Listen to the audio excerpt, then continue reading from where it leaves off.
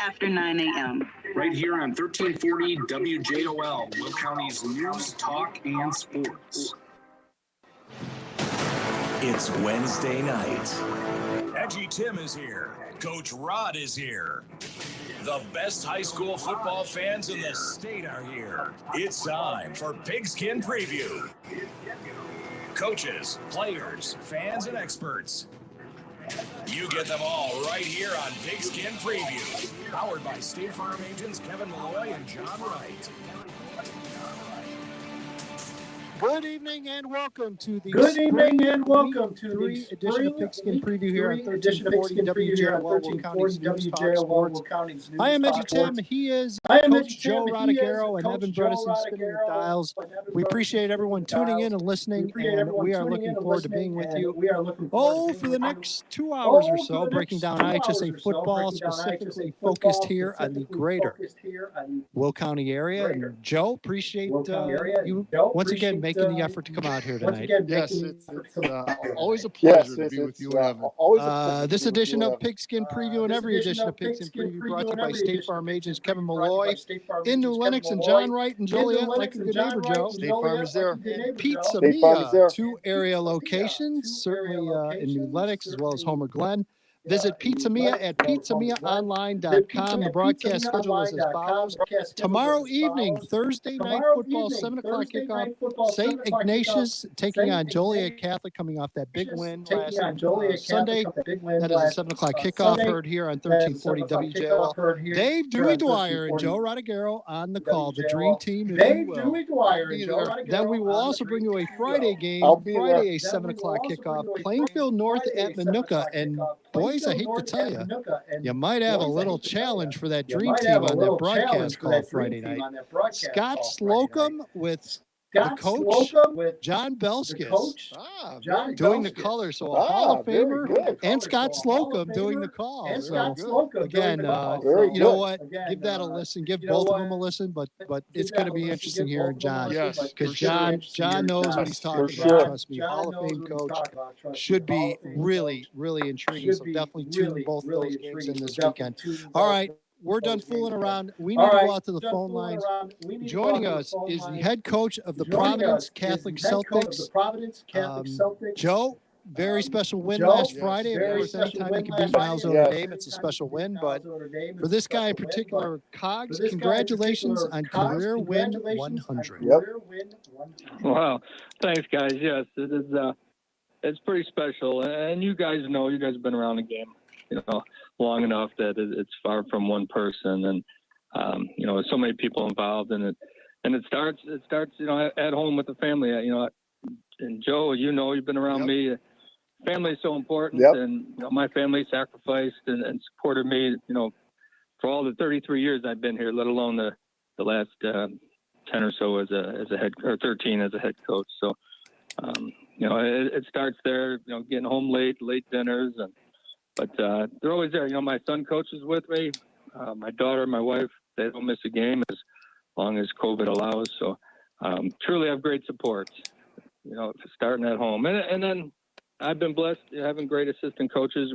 We know the importance of that. I've been an assistant coach for 23 years under Coach Steffner. So, I know the role and the importance that they play. So, coaches, and then it gets down to the players as well.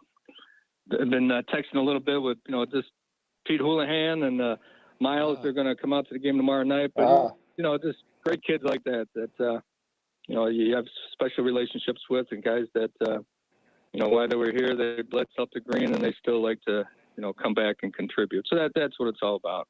As I always say, you need to be a successful head coach. You need 3 ingredients, and you mentioned them. And like I said, I've known you a long time, as you said, and I know all the people that have surrounded you as a head coach, and even before that. And you are absolutely correct. And you are to be successful as you have, and you've mentioned those people, but it also takes a rock solid guy, not only a great guy, but a great coach, and you are that without a doubt. And I know, replacing Seth.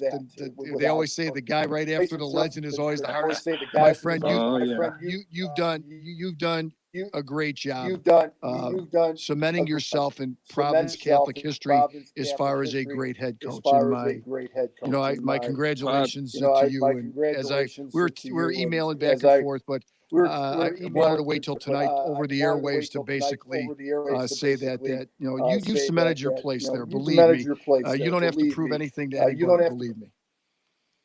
Thanks, Joe. I appreciate all that. It's very nice of you. Cogs, what I'll always remember with you and about you is something that goes back to when you were back when you're an assistant working under Seth. Personality wise, you've never changed back then than you are now. And I mean, how conscious of you are that? And because I mean, I've seen guys go from assistant coach to head coach, and the personality change, and because again, there's more pressures with the job, there's the pressures to win. You've remained steady Eddie in my eyes, and personality wise. Is that just your makeup? I mean, how have you been able to just kind of, and you know it better than anyone. You can't get too highs with the high, too low with the lows, and you've been able to maintain through all of it. How do you get that done? Well, I don't know, but you're right. I am pretty steady. I don't get too excited, when things go well, and hopefully not too down when things don't go. But that's you are who you are, and I think our players see that and realize that, and it's all just about putting in the work and giving 100% effort, and that's all you can ask for from your players and your coaches. So. When was win one? Who was win one against? Oh, geez, I didn't even know for sure. Last week was 100, but number one. Somehow I think it might have been Leo. Back 13 years ago. I'm not 100% sure, but I know these 100 wins. They certainly weren't easy. No. They were all Chicago Catholic League and CCL Blue, and so every win that was a battle. There's no doubt, but I think it might have been Leo. Cogs, you might not have remembered who your first win was against. But you'll never forget the 100th, and then and so on. Believe me. Let's get to the 100th win game. Great defensive effort by you guys on last Friday night, 7-0 against a pretty decent Notre Dame and Niles team up there. So defense was stellar again. Yeah, our defense is playing well. Even though they're still a little bit young, but they played well against Brother Rice. It was only 14-7 at half, and then we had a pick six, and then we had a short punt and a short field. So, other than that, defense played well against Rice, and then they played very well last week. They moved the ball at times a little bit on us, but defense always stiffened up. So, just need to get the offense on track and get them going, and we'll see how it goes. We're going to have a tough one tomorrow night. St. Rita is, as you guys know, is a very talented team. I think it might be one of the best teams I've seen out of them. Yeah, Cogs, I kind of keep hearing that from other people as well. This is something else. This is a team that, I think anyone that saw them last year saw the makings of a team that was very young and obviously made a deep playoff run. And you've seen it yourself when you get that special group for a couple of years and you make that first run. Usually you're going to bounce back and play with that much more confidence. The thing that I'm finding interesting and that I've noticed, and again, as Joe can tell you, I've been all over the state so far this year. Probably the biggest. When I talk to coaches about what has been, if there was one thing you could have changed about the startup and getting football back going, and it seems to be a consensus that a lot of coaches just wish you guys would have had more time to prepare, meaning kids would have had more time, actual practice time to get ready. Is that kind of the case with you as well when you look at it?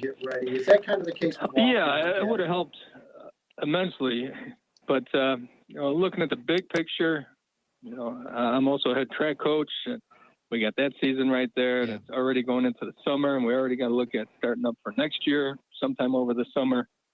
So I do agree it would have helped, but I think in the long run it was better that we just got out there and played with what we had, and hopefully have a little bit of fun, let your seniors get the action that they deserve, and and then end it quick and get ready for next year. Cogs, you talked about getting the offense going, and you have some great offensive weapons. You have some great on your offense. And I know when we talked to you earlier in the year, the offensive line was relatively kind of young and stuff. Is that really one of the key things to move forward from game 3 to game 6 is trying to get the offensive line a little bit more in sync? Yeah, no doubt. Still a lot of learning going on. They're young, they're inexperienced. We're not as strong as we need to be to play some of these conference games that we're playing. So, it's going to be a short off season, but again, just looking to next year, we got to try and get a little bit stronger. We'll have most of these offensive linemen back. We'll be playing a lot of young kids there. So, like I said, it's a learning process. We watch a lot of film. We see all the mistakes we're making, mostly mental, but, a little bit physical. So, we know what we need to work on. And like you mentioned, we have good skill players. So, yes. And they get frustrated at times. And I know it's hard because, it's a successful program we have. And, guys have had great success throwing, catching, and running the ball. And, so we're getting after it. We're picking up the tempo at practice and just trying to get game ready. Cogs, what do the fans need to keep an eye out and look out for from St. Rita? What have you seen out of them off the tape? Well, I think most of us all know about number 3, right? Caleb Brown. He's a special player. One of the best players that we've had around in a while. But unfortunately for us, he's not the only one. They've got 2 or 3 other, D1 type running backs that, they're fast, they're physical, they're capable of, breaking a long play, a long touchdown run or catch a pass. So, they've got a ton of weapons and they're physical. They got good size. Really, I think this is one of the best Rita teams I've seen since, maybe since I've been here. They're pretty special. And just looking at the way they played Loyola, and we know how good Loyola is, and played. When I saw 7-3, I said, wow, this Rita's for real. And then they put up some good numbers against Montini, and Montini played Mount Carmel, I thought, pretty tough. So they are the real deal. Defensively, again, they get after it. So we'll see. It'll be a exciting game. It'll be chilly. It'll be hard hitting. And but we've played well at Rita before. Yes. You have. Even talking with Pete Houlihan, he talked about how we won the CCL Blue, when he played when we were up there, and our state championship run, we had to go to Rita twice. We had to beat them twice. That's right. To make it to the state finals. So we've been there before, so we'll get after it again. All right, Cogs. Well, again, tomorrow night, and again, it's so weird. Thursday football. Tomorrow night, Providence heads up to St. Rita to take on the Mustangs. And again, pal, congratulations on win 100. Go get 101. And again, just stay healthy and keep those kids healthy. And good luck. Stay healthy and keep those kids healthy. You got it. I appreciate it, guys. I appreciate all that you guys do. All right. Good luck, Cogs.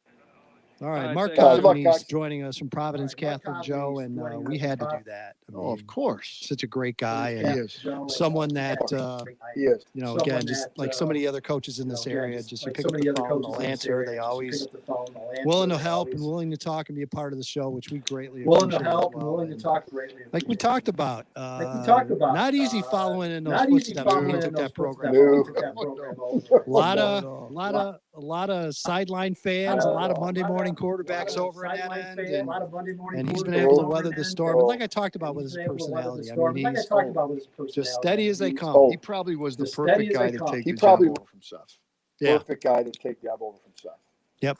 There's no doubt about it. All right. What we're going to do, we'll take a break and we'll come back. We'll take a break and we'll come back. Joe, Evan, we're going to talk Romeoville Spartan football. Yes. Big win for the Spartans last week. Beating Joliet West. And we will talk to first-year head coach Justin Trovato, who will join us. And we will break down everything Romeoville football. You are listening to the Week 3 edition of Pigskin Preview here on 1340 WJOL, Will County's News, Talk Sports. This is Michael Kirk. For the past 34 years, you have allowed me to serve as councilman at large for the city of Joliet. I've tried to be accessible, responsive, and make decisions based on what's best for all. Since I have decided not to run for another term, I'm asking you to support a candidate who will work as hard for you as I have. That's Warren Doris. Warren is a lifelong Joliet resident who has raised a family here. He is a man of fairness and integrity with a deep sense of compassion towards others and a strong, positive view of the future.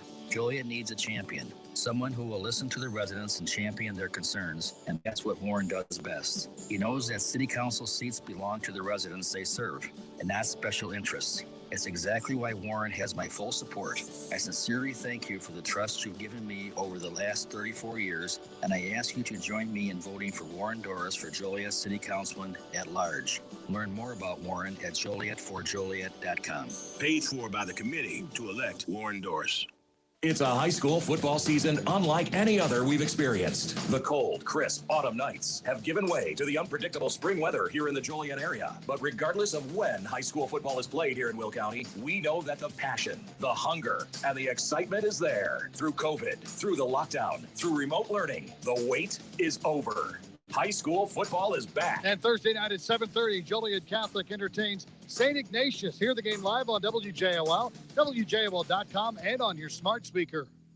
Hey, football fans, score big when you order award-winning amazing pizza from Pizza Mia. Find out why customers continuously come back for that one-of-a-kind pizza and amazing chicken. Whether it's their famous thin crust pizza or barbecue ribs, you're sure to be satisfied. Planning a family gathering or event? Pizza Mia has a full catering menu to choose from. Check out one of their locations in New Lenox and Homer Glen. You can see their full menu, and to order online, visit pizzamiaonline.com. That's pizzamiaonline.com.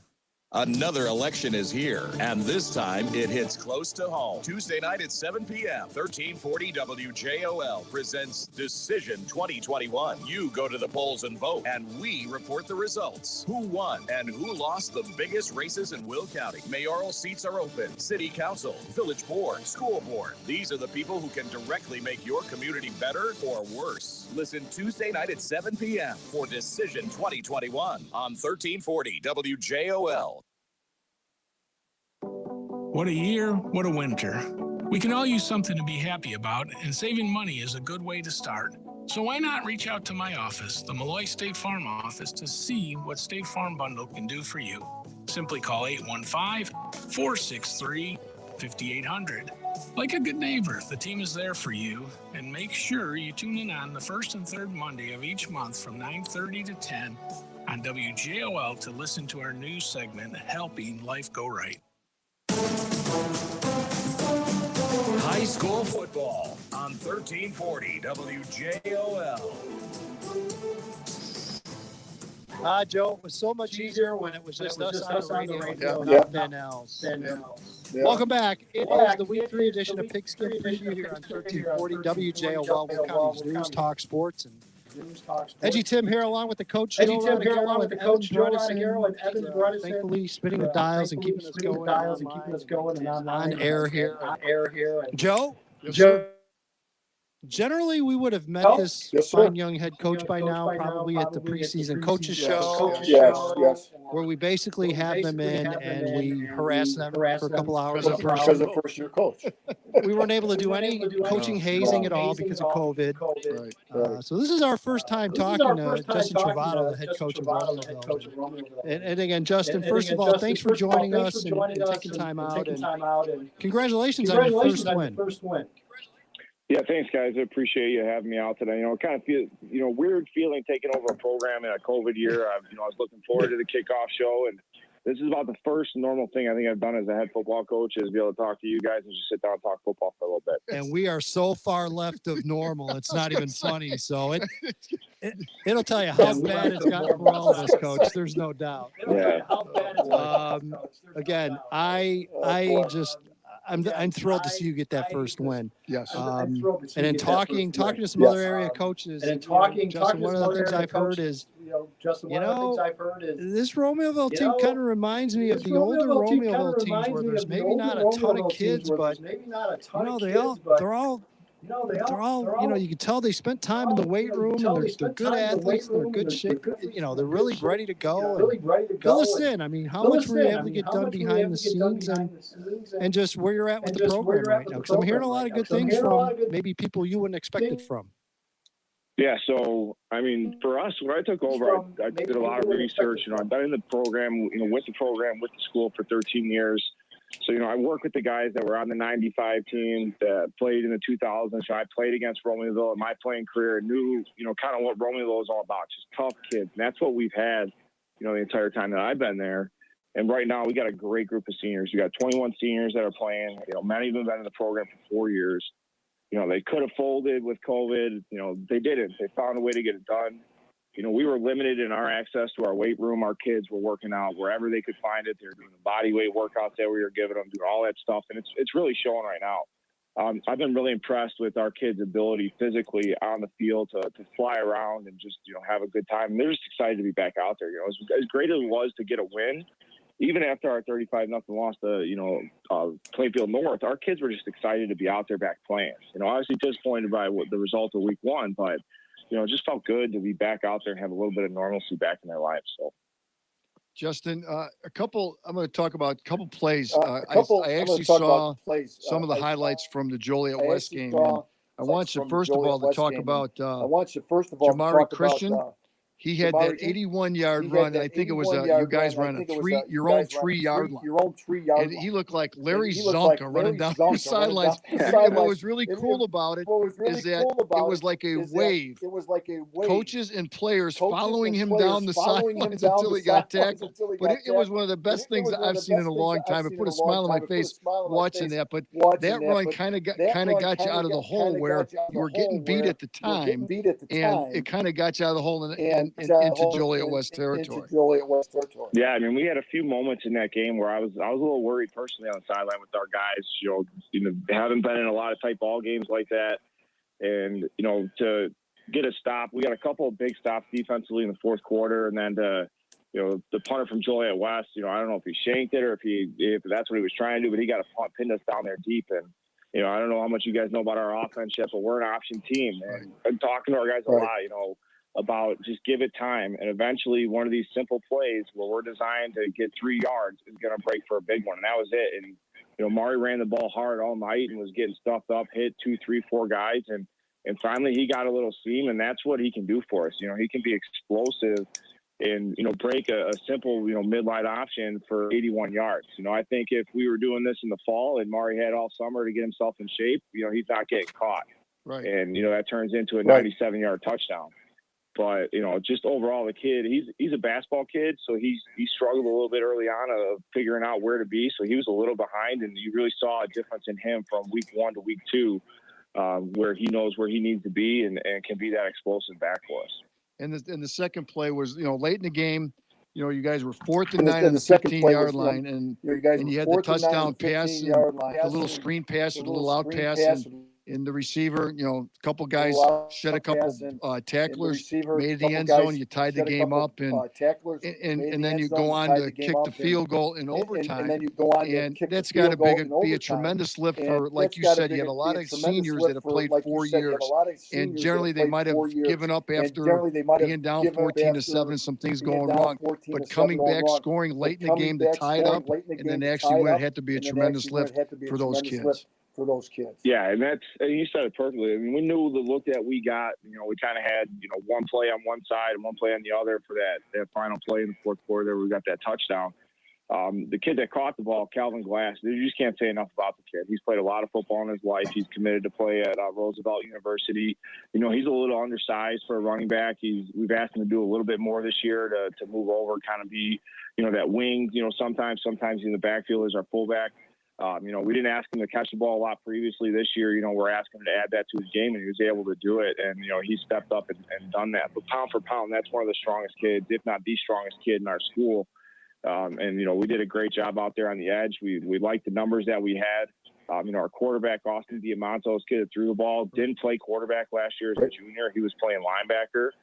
So it's been a little bit of a learning curve this year for him, especially in the limited offseason that we had. I mean, we had a lot of days, but we didn't have a lot of days where we were actually playing football. A lot more conditioning and, and stuff like that. So he's progressing week to week. You know, I really think as we move forward through the season, the progression of our offense from where we were at week 1, even in just where we're at in week 2, and now going into week 3, I mean, it's going to be a totally different offense as we progress. So I was really excited for both those kids, seniors, to have that moment. And they talk about the overtime field goal. Our kicker, Corey Boyette, is a converted soccer player. You know, he went from being a varsity soccer player last year and kicking for us. You know, he hit, a game-tying field goal last year. He hit an overtime field goal last year. It's like nothing can unnerve the kid. And this year he made the full conversion to football, and he's actually starting on offense for us. He's starting on defense for us, and he's kicking. The kid does everything, like punts for us. And again, same thing. Like I knew when we scored that touchdown, we didn't have to worry about the extra point. If it got on the block, he's going to put it through the uprights. And same thing in overtime. You know, we knew that with where we were at, that if we got in a situation where we need him to hit a kick, he was going to hit it, and there was going to be no problem. And that kick is 27-yarder, but that would have been good from 40, 45 probably on Friday night, a cold weather game. So just, overall, it's great for all those kids. Yes.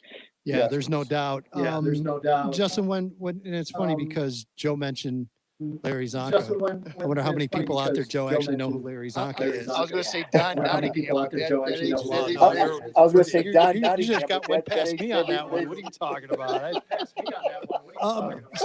So Coach, we obviously we talk because we're old and that's what we do. But Romeoville and Romeoville football. I mean, I go back. I think of Jimmy Badaris. I think of Bill Wenke. I think of all the. A lot of great teams came through there. And again, I know you've just taken over the program and you've been dealing with COVID. Yeah, just little issues here or there, no big deal. Do you talk to them about what this program was in the past and what it could be if they kind of continue to follow the lead here? Do you have that discussion with your kids at all? What it could be. Oh, absolutely. Absolutely. Especially, knowing the history of our school. You walk through the halls, there's lots of the guys up on the wall, football guys. This is a school that has a proud tradition of football. I know we've seen some lean times lately. Had our up years, down years, 2013 when Coach Kuna was still here, we were in the playoffs. Had a couple of good seasons when we had Jordan Nettles running the ball. But there's strong tradition there. I don't know if anybody that's out there from the old Romeoville teams is watching. We modeled our helmet after what they were wearing in that 95 year, 94, 95 when they made the playoffs there and made the quarterfinal run. We're going back to triple option look. It's a little different. I like to think that we're trying to modernize it a little bit, but it's going back to those heydays when Romeoville had good, strong, tough teams, and they ran the ball. And they played good, solid defense, and we're just tough and hard-nosed kids, and that's what we're looking to do, and that's what I'm looking to build. And our kids really bought into it. I preach relentless effort. We got to have relentless effort on every single play. And if you watch our defense play right now, you're going to see that we got kids flying to the ball everywhere, and it's really paid off. Plays that in the past I've seen break off for big runs for us or against us haven't happened. Our kids are flying to the ball and making offenses earn everything that they get. And if we can continue doing that, I'm really excited about the direction that this year's going, and that our seniors are taking us, and really excited about the future of our football program. Yeah, I was gonna ask about the lower levels and numbers. I was gonna ask about the lower levels. Again, I've been statewide already in the first couple of weeks, and it seems pretty consensus that whether it's the varsity level or whether it's across soft level, you're definitely seeing decreased numbers. But how much of a focus was that for you during COVID to get your assistants and try to rope in some of those younger kids in the freshman level? And I also got to imagine a year like this, where it's a limited season, 6 games, that you can really use this as a kind of a stepping stone to lead up to the fall. Oh, absolutely, without doubt. It was difficult, especially. We were remote, pretty much until January, and our freshmen came back in February. So we weren't really seeing those kids. So without being able to get into the middle schools, they talked last year because I took over and, officially got the job right there, in March, right when everything was kind of happening. So not being able to go to the middle schools and see these kids and talk to them and tell them what we're about and what the program's about was tough, and trying to find creative ways to reach out to them and get them involved. And our numbers are definitely down a little bit. Pretty similar to what we've been in the last few years. We're around 25 to 30 on both our freshman and sophomore levels. But, I think we would be a little bit higher if it wasn't for COVID. We had some kids that are remote that haven't been in the building yet. And, I'm hoping some of those kids maybe next year will decide to give us a go and see what it's all about. And if our varsity can keep doing what we're doing, that'll help us out. That success will help us recruit some of those kids in. But there's definitely been, a drop in numbers because of the situation that we're in. And some of it's just, I've had kids reach out to me that their parents just aren't letting them play, or they're whatever the family situation might be. And you understand it, but I tell you, there are kids that are there, they're committed and they want to move forward in the program and keep on building on what we're starting here. Well, obviously, it sounds like, you got things heading in the right direction this week. Joliet Central, what can you tell us about the Steelmen and maybe what you're kind of looking for here from Joliet Central? Yeah, I mean, talk about a crazy week. Talk about COVID, right? We're playing in an Easter week. Playing on a Thursday night, that's unusual for us. I can't remember the last time we played on a Thursday night since coaching freshman football quite a long time ago. And, playing Joliet Central at home, Steelman, we're expecting them to come out and play us hard. They always do. We always talk to our kids about it. It's a team you cannot overlook, because as soon as we do, the next thing you know, we're in a tight ball game and they're ready to go. And they always have great athletes, so we got to stick to what we do. We talk about it week to week, no matter who we're playing. It's about what we do and how we execute. As much as it is about what the other team is doing. If we execute what we're supposed to do offensively, we're getting into guys and moving guys off the ball. And defensively, we're being gap sound and, flying to the football. We're going to be okay no matter who we're playing. So that's kind of, where we're at this week. Looking forward to, a good opportunity for us to, have another opportunity to get a W and, just continue to move forward. All right. Well, Justin, hey, I appreciate you taking time. And again, with all this weird COVID stuff, it's, Justin, we definitely would love to come see you in person. But we definitely would love to come see you in person. That time will come down the road. And again, just congratulations to you and your staff, and just keep things rolling, okay? Yeah, guys, appreciate you having me on. Thanks for your time. All right, good luck, Justin. No problem. Justin Trovato, first-year head coach of Romeoville, and again, Joe, could not be happier. First-year head coach. Sounds very enthusiastic, and you love that out of coaches. Sounds very enthusiastic. Did that just, the kids feed off that? All right, we're going to step aside and take a break. We're being told we're having some echo issues on the stream side, so we might take an extra couple of minutes here to get things all sorted out. So you are listening to the Week 3 edition of Pigskin Preview here on 1340 WJOL, Will County's News, Talk, Sports. No one really tries to be unsafe online. Enter drivers for free tater tots. It's tot time. But every time you give up info and privacy, so I gave your birth date for free parking. You may have to give up some safety too. That's how I got this robe. Good thing Norton 360 with LifeLock gives you device security, a VPN for privacy, and identity theft protection, all in one. Save 25% or more off your first year. Opt into cyber safety at norton.com/join. Hi, this is Joe Cordell with the law firm Cordell & Cordell. Divorce can be complicated, especially if children are involved. If you're a father and want to protect your role in your children's lives, remember Cordell & Cordell. We've helped men with matters like these for 30 years, and we'd love to help you. Contact Cordell & Cordell to schedule an appointment with one of our firm's Chicagoland area attorneys online at cordellcordell.com. 4320 Winfield Road, Suite 200, Warrenville, Illinois, 60555. With PatriotSoftware.com, accounting and payroll, keep your time and money. Mike Gaffel here, serial entrepreneur with words from another happy payroll customer.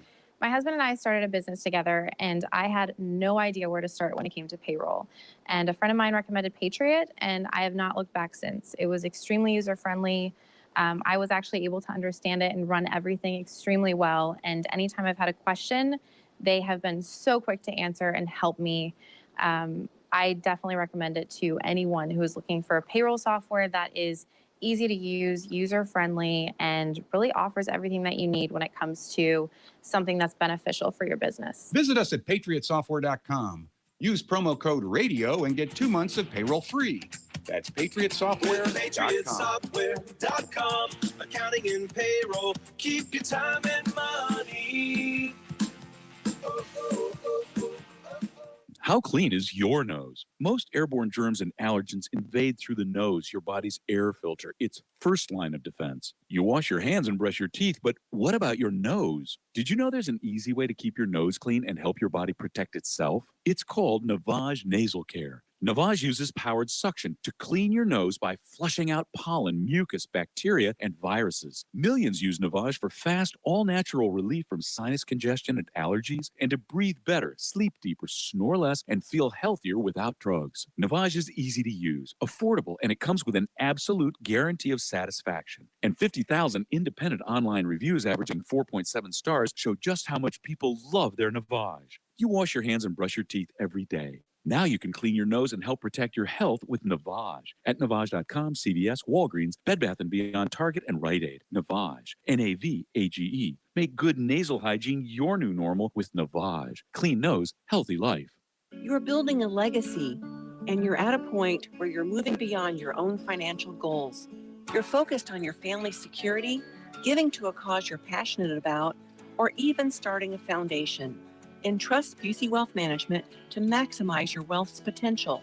We'll provide you with the highest level of personalized service with your goals and values at the forefront. Learn more at Busey.com. Busey is proud to be the official bank of the Fighting Illini, member FDIC. Life is full of surprises, some good, some not so good. That's why State Farm agent John Wright is here with good neighbor service and great rates for everyone. Yeah, yep, you know what? that's right. State Farm That's agent it. John Wright can give you great rates and great service. That's why he was one of the few selected as the best insurance agents in Will County by the Reader's Choice again in 2020. When you want the real deal, call John Wright in Joliet today. If I put it into plus 48 volts.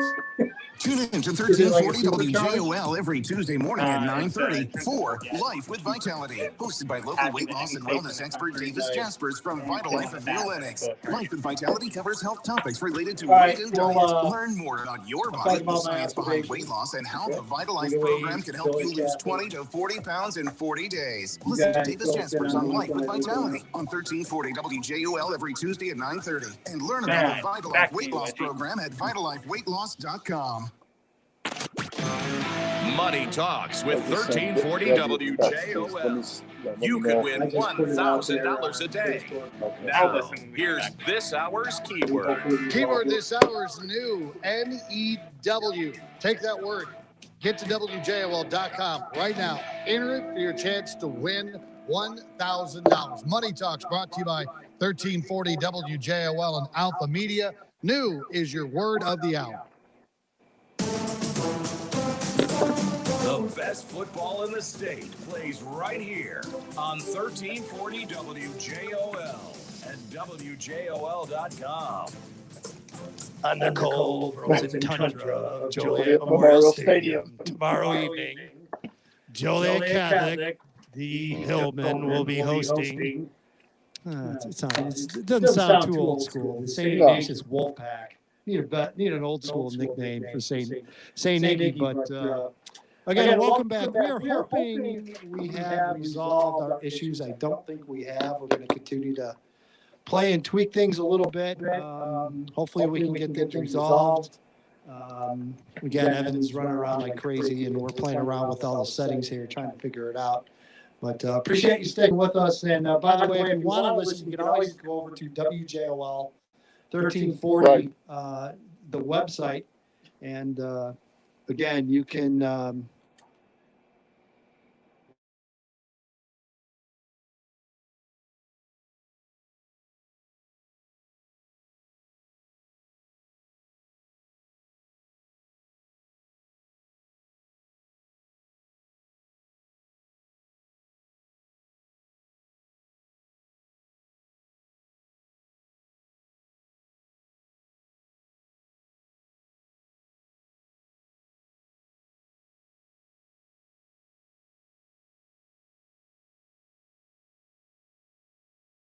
That's true. Now I'm on mute. Now we're not on mute. Joe, are you on mute? My mic is, yeah. Okay. I can hear echo and stuff going on in the background. So are we good now? Sounds like we're okay now. Joe? We're not okay. You're never okay. We've never been okay, but it sounds like things might be working here. Yeah. All right. So over the weekend, Friday night, I was out at home in Flossmoor, took an HF at Lincoln Way East. I mean, what can you say? Impressive. I mean, yeah, they are. They do all kinds of things that you're used to seeing out of Lincoln Way East. They run the ball very well. Really impressed with the receivers and the skills. Yes. That is a great group of receivers and a deep group of receivers. Yeah, they do. Offensive line again. Yeah. They just literally reload. It was a typical Lincoln Way East. We're just gonna go about our business. We're just gonna pound you into submission, and you'll be good, and you'll enjoy it. And you'll enjoy it. Yeah, it was 17-0 at half. Yeah. It could have been 28-0 at half easily. I give HF and Buzz's team a lot of credit. They hung in there. Right. But Joe, one of the obvious things that I noticed is this is not the Homewood Flossmoor team you remember. No, not at all. Not even close. Decent quarterback in Alexander Pratt. I mean, Sean Allen, who's committed to Illinois State as a running back, is there.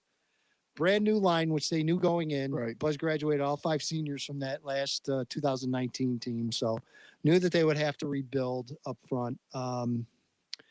Just the numbers. Yeah. Like in the 40s. And that's HF, a team that used to dress like 85, 90 kids at home down to the 40s. And you're seeing this all over. Obviously, you're not seeing it in Frankfurt. Nope. Yeah, actually, I think JCA numbers are up yes, from where they've been. I noticed that right away.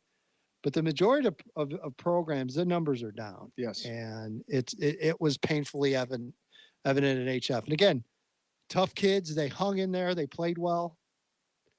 Just not the same. And then you wonder, you look at the rest of the schedule.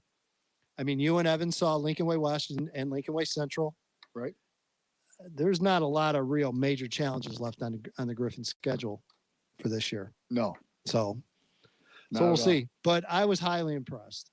Hard to not be. Again, defensively, gave up a little stuff, but made big plays when they needed to, made big stops when they needed to. It's a championship level team and program, Joe. That's what it is. Yes, it is. And, you mentioned, just the professionalism of their program. When Evan and I did their first game against Bolingbrook, again, Bolingbrook throws the ball 53 times. But in the past, it has always taken Lincoln Way defense a game to get under their belt. And then they start progressing to the state championship level or to, I would say, Lincoln Way East standard type defense. But we saw that right away the first night against Bolingbrook. I mean, and you saw them again defensively last week, and it sounds like that it's business as usual at Lincoln Way East. I mean, it is. Yeah, no doubt. And then Sunday night, went out to Triton College, bundled up, put my warm clothes on, as I mentioned, after the day before being in Springfield and 73 degrees and sunny. Then I've got the winter coat back on out of Triton College and watched Joliet Catholic blow things out with the first play of the game. Yeah. Seriously. Yeah, Jamari Mack touchdown pass. Aiden Voss, terrific play action pass, and does that very well, by the way, in the offense. Mm-hmm. Very hard to read him and play action pass. Does a really nice job. Hit Javar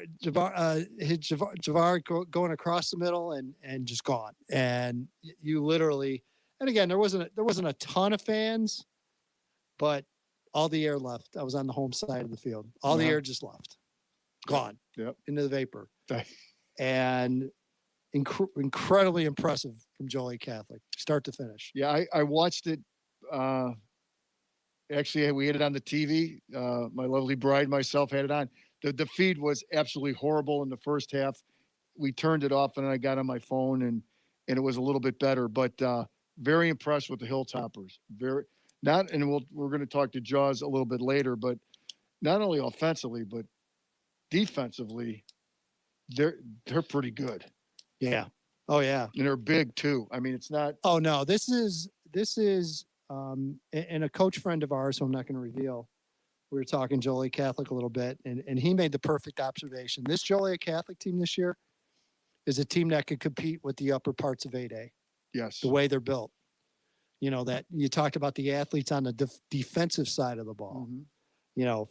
We know what you're going to get in the offense. Right. besides the 6'3", 230-pound gazelle running right at you and around you. Oh, he was a man amongst boys. Oh my Lord, he is fun to watch. Yep. And you've got him. We talked about Aiden Voss with the run pass threat. Just multiple capable backs, Joe. That just they can run several different kids at you, and then that's just not even getting into the defense. And the defense is really strong. And Joe, this is going to be a fun team to watch in the fall. Yeah, they're fun now. To be even more fun in the fall. I mean, just watching Aiden Voss throw the football in his play action, as you said. Sometimes I couldn't tell if he handed the ball off or whatever. But Joe Fenwick couldn't tell if he was handing off the ball. Trust me. Yeah, and I was sitting in my living room in New Lenox at the time. But you match the running game that they have, with a passing game. Well, this almost reminds me of John Rudiger's year when. But this isn't the. We're big and Rudy got us all overstocked and believe me, the strength training is there. Rudy does his job. He does his thing, but it's different. It's more athletic. This is as athletic a team as I've seen in a long time. And funny, I ran into Ricky Thayer of all people. Mm-hmm. By the way, huge fan of Thayer brothers. I had to throw that out there. My wife and I stop in there once every 2-3 weeks and have lunch. And he agreed. He said, this is a different looking team than what we've seen. And athletically, it's a different looking team. Yeah, you've got the bigger, stronger guys, but you got a secondary that can cover and can run with just about anyone out there. Mm-hmm. So, yes. Interesting for sure. Joe, Evan, you guys were able to see Lincoln Way Central, Lincoln Way West. By the way, we got a little bit of time here. 815-254-7300. Call, let us know if you like us in Echo or not in Echo. We would love to know your See thoughts. If we're fixed, yeah. We might be better, Evan, in Echo. You just never know. I know I probably. Isn't that a Rush album? Or anyway, Joe, Lincoln Way Central, Lincoln Way West. Sloppy play in the first half. And Evan would agree with me. 6 turnovers, 3 by each team in the first half. But again, a very close game. Lincoln Way Central came right out of the gates and scored 10 points right off the bat. And to me, and I think Evan would agree with me, the turning point of the game was Lincoln Way West was going in for a touchdown. The back fumbled at the 3. Lincoln Way Central recovered in the end zone, brought it out to the 20. First play from scrimmage, they got a holding call, so it backed him up to the 10. The next play, he dropped back to pass, was tackled in the end zone. From our vantage point, I would love to see a replay. It looked like his knee was on the ground. The referee was behind the quarterback, so I really didn't see. Said it was a fumble. Lincoln Way West recovered the ball, and it kind of turned the momentum around. And again, very impressed with the running back from Lincoln Way West. Gosh, his name just escapes me. Oh, Justin Harris. He was kind of the difference. And again, Colin Sparks kicked 2 field goals, 37 and 36 yards. And gave him that cushion. And Lincoln Way Central had a last-ditch effort. The final, well, it turned out the final play for Lincoln Way Central was off their receiver's hands, Nolan Recker. It was a tough pass to catch, and I think it was Gaffin came up and within 6 inches dove for the ball in the end zone and just missed it. So I mean that would have been a great way to win, but also a great way, an unbelievable way to lose. Yeah. But again, impressive with Nolan Recker. I mean, nice receiver they have, and Turner Durant threw for 2 touchdown passes. But again, kind of sloppy in the first half. Evan? Lincoln Way Central, their offense in particular, it's a new offense they're running this year. They used to run kind of more of a pro style offense. They're now running the in vogue spread, no huddle, hurry up. And it's more heavily predicated on the run side of things. It's more kind of a spread option style system with not as much quarterback running, but the run game is kind of what starts that offense off. And whenever you run kind of those no huddle spread offenses, a lot of it is based on tempo, it's based on rhythm, it's based on timing, and that comes with reps. And you could just tell they have just not had the reps in the system yet. Because there were times, Edgy, where it looked crisp and it looked like, wow, this is an offense that really has the potential to do some things. They were able to move the ball up and down the field, but then there would be 2 holding penalties in a row or a pre-snap motion penalty and then a drop pass or a wrong route, or a running back was supposed to go right and the quarterback turned left to hand the ball. There were just little things like that. Nothing major where you would go, wow, that's a big red flag. But you could just tell that they were not as well versed in the offense as they need to be because they just haven't had the reps yet because of the limited amount of contact That time. goes back to what we talked about early in the show. These teams have just not had the type of time and contact and to get this and stuff the down. adjustments that Lincoln Way West made, we talked about on the air, where they were doing more stunning on the line of scrimmage, and that might have been confusing the line blocking. And that was the other thing, Coach, was they had their initial game plan edge. They went out and executed it very well. But then, you know, after the first couple drives, when the defense makes an adjustment, how do you counter the adjustment from the defense? And you could tell that they were making the adjustments, but because they haven't had that rep time they need, it just was it took them a little longer for them to get some of those things in place. And by then they were kind of behind a little bit. They had already had a couple turnovers. Then they were kind of forced to throw a little bit more than they wanted to. And it was an offense that was out of sync. But for West, I felt the same thing with their offense. There were times where I thought that they looked like they were very much out of sync. The rhythm of the game. I mean, it again, I've seen 2 games this year, and in both games, it's the offenses that were kind of I felt were behind, didn't have the rhythm they needed to. And part of that, though, is the system we're playing in nowadays. We're playing in an era in which there's a lot of spread, no huddle offenses. And those are great for points. Those are great for fans to watch. But it's difficult when you don't have the reps you need. And Evan will agree with me. Started the second half, Lincoln Way West played old-fashioned football. Dave Ernst, the offensive coordinator, said, we're just going to try to run it right down your throat. And like I said, Justin Harris, to me, was the difference in the game. He got them in a position to kick field goals and score a touchdown, and but he established the running game in the second half. And what is with the kicking in Lincoln Way? I feel like every Lincoln Way school has a kicker. They do. All 3 of them. East had one week 1, and I thought both of the kickers in the game this week had one made 2 field goals. Another one had one literally fall short of 40-yarder, like by 6 inches from the crossbar. I mean, it is. What are they putting in the water over there?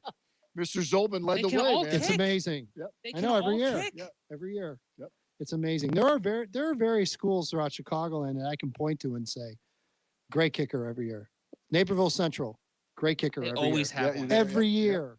Yep. Unbelievable. My guess with Naperville Central, too, is that's the soccer background in Naperville. 100%. The ability to go get a soccer player. Yes. By the way, we've got a lot of people watching online, so we want to shout out to them. Maurice Johnson Edwards III, great to tune in. Obviously, he's never heard the show before. This will probably be the last time he'll be with us. But by the way, his son, I'm going to guess this is the father. His son is a running back at Warren Township.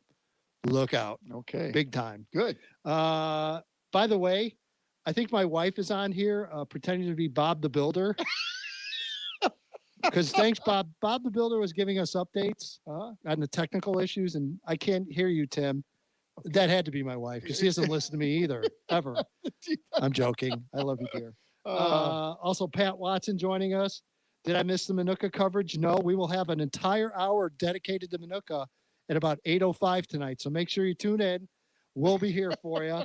And, of course, the one and only Zach Rodeghero, your boy, meaning my boy and your boy, Joe. Yes. Kane is listening. So watch your language, Joe. My boy, Kane. Yep. All right. Hour number 1 in the books. Don't go anywhere. We got the echo fixed. So now you can hear us. And you might even like us. So hour 1 is in the books. Hour 2, Jake Jaworski joining us along with Alan Thorson from Morris. And most importantly, ladies and gentlemen, our Major League Baseball season picks. Yes. Yeah, I know we're a football show, but we're still big baseball fans, so we will do that as well. So, all right, you're listening to Week 3 edition of Pigskin Preview here on 1340 WJOL, Will County's News, Talk, Sports.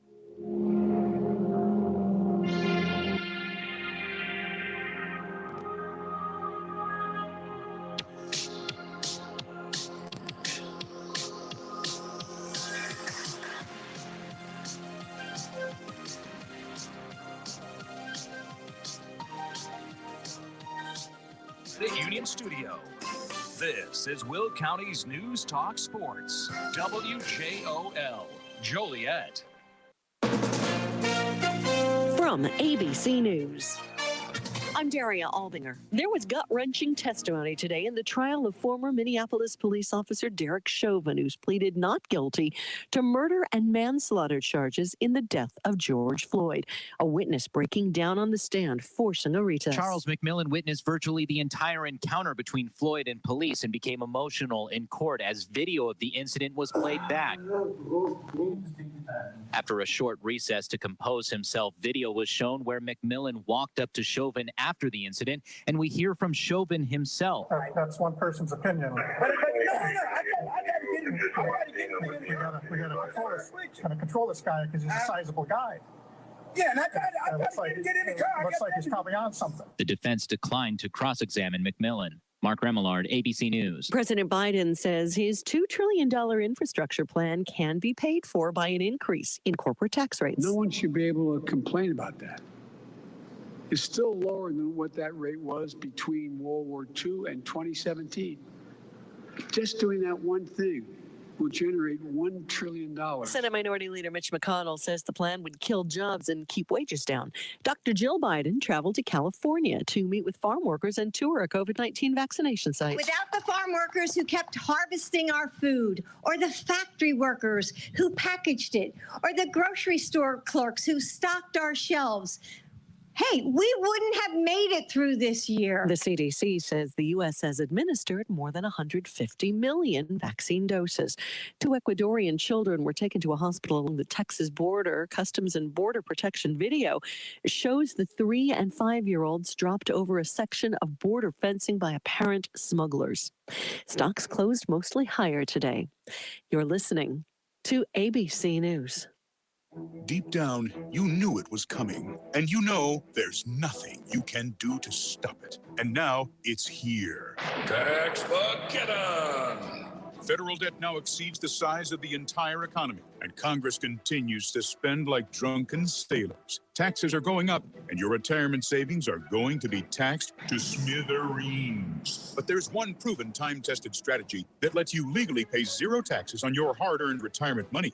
And you can learn all about it in a free report from Bank on Yourself. Get it now at legallypayzerotax.com. This strategy also grows your wealth safely and predictably every year, even when the market tanks. And it gives you penalty-free access to your savings. Yes, you can protect your money from the next stock market crash and from Tax-Mageddon. To get this free report and save your retirement, visit legallypayzerotax.com today. That's legallypayzerotax.com. legallypayzerotax.com. The Supreme Court hearing arguments about how colleges can reward student athletes. Under current NCAA rules, there's a limit on education-related compensation for student athletes when it comes to benefits like computers, paid internships, or study abroad. Several Supreme Court justices seem to agree with the lawyer for the former student athletes who says the players should be entitled to those benefits. The lawyer representing the NCAA said that could set a bad precedent. We can put labels aside. That permits schools to allow pay for play. Elizabeth Schulze, ABC News, Washington. More places are starting to require proof of COVID-19 vaccination, leading to the online sale of fake verification. Healthcare professional Savannah Sparks says she came across TikTok users who appear to be peddling phony vaccine verification. Her videos exposing the alleged scammers, garnering millions of views. I have been calling these people out. My goal is to provide a strong voice for evidence-based medicine to show that joking about public health and patient safety is not a joke. Doctors say those counterfeit vaccine cards could pose a risk to public health. ABC's Ariel Reshef. Adults in New York can now possess and use marijuana even in public under a bill that was signed into law by Governor Cuomo. Legal sales of recreational pot won't start for an estimated 18 months when regulations are set. This is ABC News. Carl was more than $10,000 in credit card debt. Disaster was coming. Well, it was pretty bad. It was coming to the end. I was getting desperate. He called Total Financial Freedom. A+ rated by the Better Business Bureau, they've helped thousands of people reduce all types of debt to a fraction of what they owed. Call 800-533-6605 to see if you qualify. Call in the next 10 minutes to receive a free book written by the CEO, The Debt Dietitian, The Way to a Healthy Financial Future. Call 800-533-6605. Daria Albinger, ABC News. It's finally a new year, but it's a whole Whole new world with taxes. Remember, businesses that receive the PPP loans have until October 2021 to be forgiven. But things are changing rapidly in how or if those loans will be taxed. This means tax planning with an accountant who is staying on top of this fluid situation is more important than ever. That's why it's a great time to call Greg Severson at the accounting firm of Cordano, Severson & Associates. Greg Severson will make sure whatever you went through in 2020, you'll get the best tax advantage when it's time to pay taxes. If your accountant hasn't talked to you about changing tax laws and PPP opportunities, it's time to call Greg Severson. And Greg is happy to give you a second opinion on your current business taxes. Call Greg Severson today for a free half-hour consultation. And remember, continue to buy local and support the local businesses that have supported our community all these years. Cordano, Severson & Associates, a firm you can trust and your business can afford. No one really tries to be unsafe online. Enter address for free tater tots. It's tot time. But every time you give up info and privacy, So I gave your birth date for free parking. you may have to give up some safety too. That's how I got this robe. Good thing Norton 360 with LifeLock gives you device security, a VPN for privacy, and identity theft protection, all in one. Save 25% or more off your first year. Opt into cyber safety at norton.com/join. Hi, this is Joe Cordell with the law firm Cordell & Cordell. Divorce can be complicated, especially if children are involved. If you're a father and want to protect your role in your children's lives, remember Cordell & Cordell. We've helped men with matters like these for 30 years, and we'd love to help you. Contact Cordell & Cordell to schedule an appointment with one of our firm's Chicagoland area attorneys online at cordellcordell.com. 4320 Winfield Road, Suite 200, Warrenville, Illinois, 60555. Hey, football fans, score big when you order award-winning amazing pizza from Pizza Mia. Find out why customers continuously come back for that one-of-a-kind pizza and amazing chicken. Whether it's their famous thin crust pizza or barbecue ribs, you're sure to be satisfied. Planning a family gathering or event? Pizza Mia has a full catering menu to choose from. Check out one of their locations in New Lenox and Homer Glen. You can see their full menu, and to order online, visit pizzamiaonline.com. That's pizzamiaonline.com. The Menards Distribution Center in Plano is hiring. We'll be hosting a hiring event from 7 a.m. to 5 p.m. Monday, March 29th through Friday, April 2nd. Get an on-the-spot interview for warehouse, production, industrial mechanic, and yard horse driver positions. Full and part-time jobs are available. Apply online at menards.com/careers or in person at the Menards Distribution Center, located at 2611 El Domain Road in Plano. Save big money at Menards.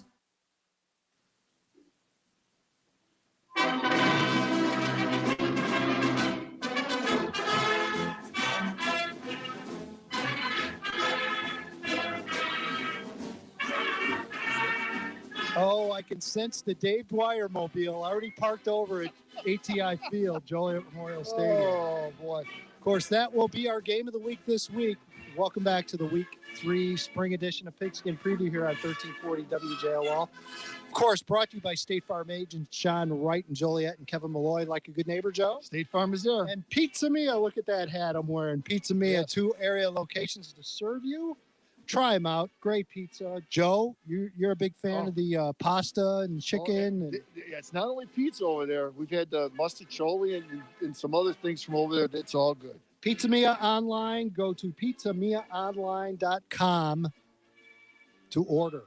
You can get more information and look at a menu and everything else you need to do. Yep. All right, with that music, which just ended abruptly, and that was horrible timing on my part, let's go out to the phone lines. He is the head coach of your Joliet Catholic Academy Hilltoppers, Jake Jaworski, joining us. And Jaws, a quick turnaround, but when you have a performance like you had on Sunday, I think you're okay with it, huh? Yeah, how we doing, guys? Happy Wednesday afternoon or Wednesday night. Yeah. Well. Yeah. We were on tail of 2 different weeks. We go from playing on a Friday and then playing again till Sunday. So we had a really long week of practice to having a really short week of practice playing on a Thursday. So yeah, it's been interesting, kind of a whirlwind. I feel like we just had a game, and here we go. We're 24 hours from kickoff again. I mean, first play. Yeah, I mean, it was one of those where and I explained it to Joe. I was over on the Fenwick side to start the game, I mean, after that touchdown pass, the play action play from Voss, to Kari, the air just left the stadium. I don't think you could have drawn it up any better. Yeah, it was, it's always one of those things thinking about like the first play of the game, what are we going to do? And just kind of considering all the conditions. And, we were, the thing that made me nervous the most was with the wind, us getting kind of buried deep. They had a touchback on the kickoff and then, having to punt into that stiff wind. And, we play action to Jordan, which a lot of teams, are thinking we're going to run, Jordan, and we will often. But that's what set up the play action so much and so well. And Aiden sells it real well and hit Jari coming across the middle and got a nice downfield block from Johnny Erzum. And, next thing you know, we got 7 points on the board. So, yeah, it was an awesome start, exciting start. Yeah, when I saw you yesterday, Joe, we were talking about the game, and I said it looked like Rob Gronkowski rumbling and stumbling down the sideline, stiff-arming people. But, I was surprised with the first call, too. That was you had Aiden had me fooled. I thought he gave it to the running back, and lo and behold, he's throwing a pass. So he sold it real well. Yeah. Yes. Now, again, I'm going to talk about the defense a little bit, and you and I talked a little bit, but kind of talk a little more about when I looked at the game on Sunday night and the parts that I could see that weren't frozen on the TV. A defense that is quick, a defense that is athletic, and a defense that's pretty big. And those three ingredients are pretty good for a Hilltopper defense. Yeah, we're excited. I know when we talked in the preview, we talked a lot about our secondary with, senior Jabril Williams, committed to Army or signed with Army. Devin Washington signed with Navy. Malachi Hood, a budding prospect as a junior, and then, a senior in Patrick Duffy was rock solid, had a heck of an interception Sunday night. Real strong in the secondary, but I think what I've been really impressed with has been our front seven in the first 2 weeks. We had 2 starting inside linebackers last year as sophomores, which, doesn't happen too often with one sophomore, starting as an inside linebacker on the varsity. But we had 2, and Michael Rouse and Robbie Purchase, both juniors coming back. And that's the one thing I've been so excited to see is progression that they've made and the growth that they've made from their junior years or their sophomore years to junior years, and it's almost like they should be seniors with all the experience that they have. And to have those guys back and playing, stopping the run, but also, playing pass defense really well. And then our other senior linebacker is Anthony Casper, who also had a heck of an interception on Sunday night. But those guys are reading their keys. They're flying around, making hits. And then, week 1, senior defensive end Pat Strosha comes up with 3 fumble recoveries, 1 for a touchdown, and then last week or on Sunday night had 4 sacks. Yeah, he had a great game. He's he's just been creating pressure, creating havoc in the backfield, and that helps the secondary, that helps coverage when he can rush the passer, and he's also been really, really strong in the run game as well. Josh, you mentioned Pat, and is he one of those kids? And we talked about it before, where he's a quote unquote super senior now, where right, he's had that extra 3, 4, 5 months to get ready and to lift and prepare, and I mean, just physically and level of play, he's just at a totally different level now. Yeah, he really is, and to think where Pat came from, Pat was our freshman. He was our freshman quarterback.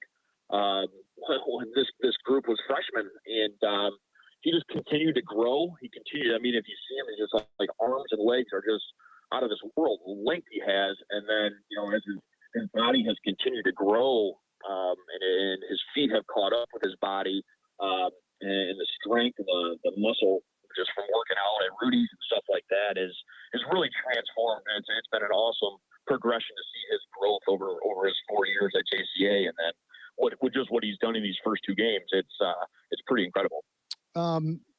Jordan Anderson, and again, it's just the beginning of what's going to be a couple year stream of endless comparisons and just jaw-dropping games at times. And I try to come up with a comparison.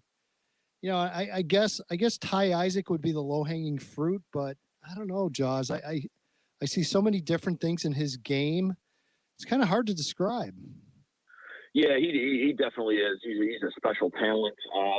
Just his sheer size. Yeah. I think he's bigger than Ty. Yeah, he is. I think he's bigger than Ty. Doubt. He's 6'3", 230 pounds. But his feet are great. He runs physical behind his pads.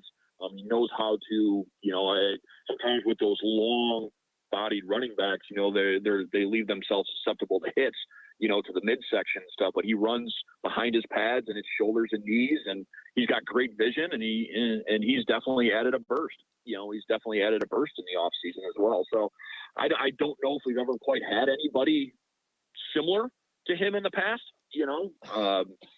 but he's been impressive these first 2 weeks. But he was impressive last year too. Yeah, he sure was was. our leading rusher last year as well. Yep. Jaws, let's talk about Aiden a little bit. The quarterback, Aiden Voss.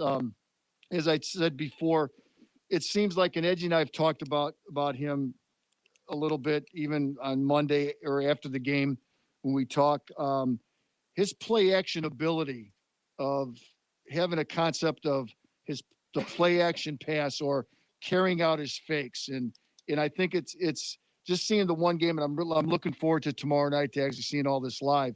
But it seems like he's gotten a lot better at doing those things. We all know he can throw the football. He's impressive throwing the football. But those little extra things that if you can take one defensive player away as he fakes it, or when he does give it to the running back or the fullback or whatever, to take something away, that I think he's really improved in that regard this year so far.